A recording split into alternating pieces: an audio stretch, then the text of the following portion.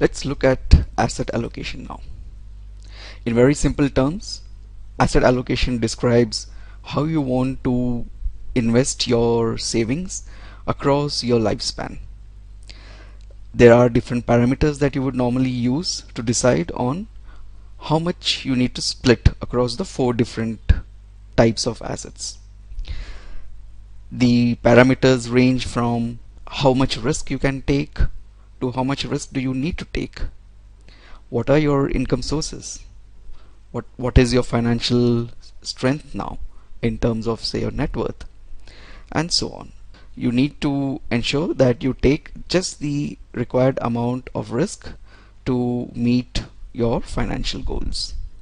So how do you specify your asset allocation plan in iMyGoals? Let's look at how you can modify it. There we go. So on a blank plan, what you will see here are two endpoints that have been defined, one at age 25 and the other at age 65. What age 25 tells you is that you are interested in investing 70% of your savings in equity related investments, 30% in debt, and 0% in either gold or real estate. As you grow older, you would want to take lesser risk, and by the time you are 65 years old, you say that you want to invest 15% in equity, 35% in debt, 5% in gold, and the remaining in real estate. Now you can modify these points, and how do you modify is by specifying what is the split that you would like to have at a given age, and to do that you need to add. So let's add for, say, age 35. Let's also assume that at that time you are married and you have kids. How do you arrive at this number? There are no common rules or formulae that you can apply. This depends on parameters like risks that you can take, that you need to take, your incomes, assets, and so on.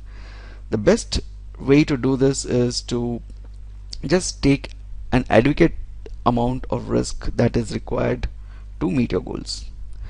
Some general guidelines include taking higher risk when you're young and in the early stages of your career, and reducing this risk as you become older in life. And when I say taking risk, it would mean allocating a bigger portion of your savings to riskier asset classes like equities, which are expected to give a better return than the other asset classes in the long term. Now, since you're 35 years old, one rule of thumb that you can use is 100 minus age, and that would tell you that you need to invest about 65% in equities and the remaining in the other classes. It is quite likely that you might not have any investments in real estate at this point in time, and that you would also like to keep your money in some safer places for your emergency needs or for your short-term investment needs. So you would choose, say, debt instruments like fixed deposits or mutual fund income schemes to park your savings that you need to get returns on in the next year or so. So let's say you decide to put 25% in debt and the remaining 10% in gold.